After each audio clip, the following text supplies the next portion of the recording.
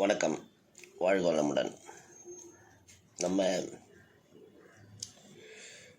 YouTube சேனலில் leg பராமரிப்பு, அதாவது பாதங்களின் பராமரிப்பு, ஃபுட் பராமரிப்பு பற்றி நிறைய பதிவுகள் உண்டு. இப்போ பாதங்களை மென்மையாக வைத்துக்கொள்வது எப்படி என்ன ஒரு பதிவு படித்தேன். ஏன்னா அதில் நிறைய பேருக்கு ஆர்வம் அதிகம், ஆனால் அது சாத்தியப்படுறதில்ல பல பேருக்கு. ஏங்கிறத கொஞ்சம் பார்க்கலாம்.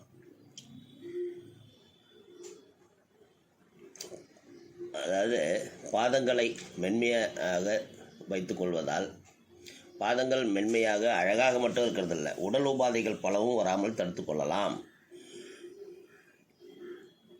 இதுக்கு ஃபுட் மசாஜ்னு சொல்லுவாங்க. பாதத்தை அழுத்தம் கொடுக்கும் சிகிச்சை முறை. பாதங்கள் பல நரம்புகள் சந்திக்கும் ஒரு இடம். ஒவ்வொரு நரம்பும் ஒவ்வொரு உறுப்புடனும் சம்பந்தப்பட்டவை.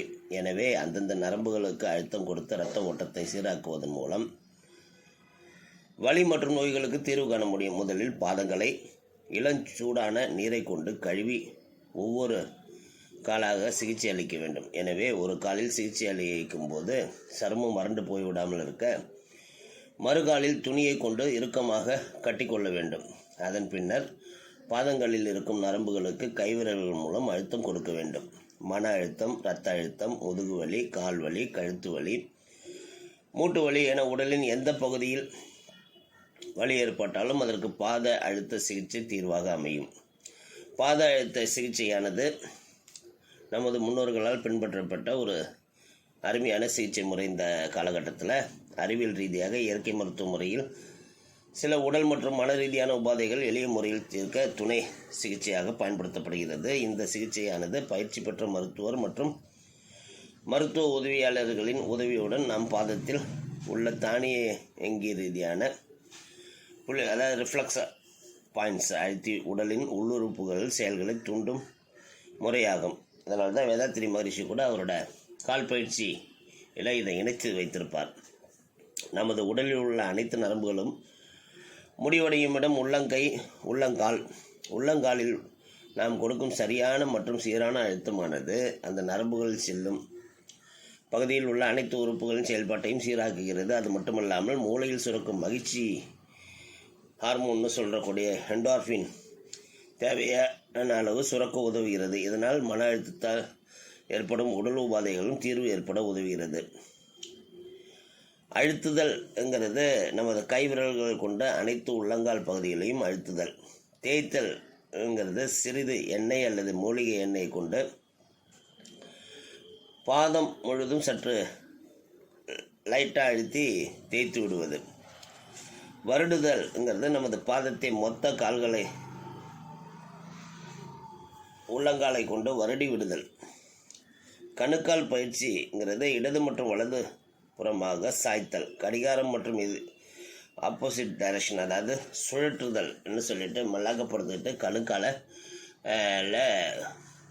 இதெல்லாம் நம்ம வேதாத்திரி மகரிஷியோட கால் பயிற்சியில் வரும், பார்க்கலாம். நீங்கள் வீடியோ கூட இருக்கும். கணுக்கால் பயிற்சி அந்த மாதிரி செஞ்சு முடித்த பிறகு நமக்கு கிடைக்கக்கூடிய மொத்த பயன்கள், அதாவது பாதங்களை அழுத்துவதால், தேய்ப்பதால், வருடுவதால், கணுக்கால் பயிற்சி செய்வதால் இந்த பாத அழுத்த சிகிச்சைங்கிறது இரத்த ஓட்டத்தை அதிகரிக்கும். இது தூக்கத்தை தூண்டுவதோடு வலி நிவாரணியாகவும் செயல்படும். மன அழுத்தத்தை குறைப்பது, இரத்த அழுத்தத்தை குறைப்பது, சீராக்குவது, ஹார்மோன் பிரச்சனைகளை தீர்ப்பது போன்ற செயல்களை செய்கிறது. முக்கியமாக கர்ப்பிணி பெண்களின் கால்களில் உள்ள இறுக்கத்தை குறைக்கிறது. இந்த பாத அழுத்த சிகிச்சை எல்லாவற்றுக்கும் உயர் ரத்த அழுத்தம், தூக்கமின்மை, மன அழுத்தம், தலைவலி, உடல் வலி, அசதி, ஆண்மை குறைவு, சர்க்கரை நோய் போன்றவற்றுக்கு நல்ல ஒரு பலனை கொடுக்கக்கூடியது. பயன்கள் பல தந்தாலும் இந்த சிகிச்சை சிலர் மேற்கொள்வது ஏற்படுவதில்லை. அதாவது காய்ச்சல் நோய் கண்டவர்கள், இரத்த கசிவு உடம்புல எந்த இடத்துல இருந்தாலும், அறுவை சிகிச்சைக்கு தயாராகி கொண்டிருப்பவர்கள், அறுவை சிகிச்சை இப்போதுதான் முடிந்தவர்கள், எர்லி பிரெக்னன்சி முதல் 3 மாதங்கள் இந்த சிகிச்சை செய்யக்கூடாது.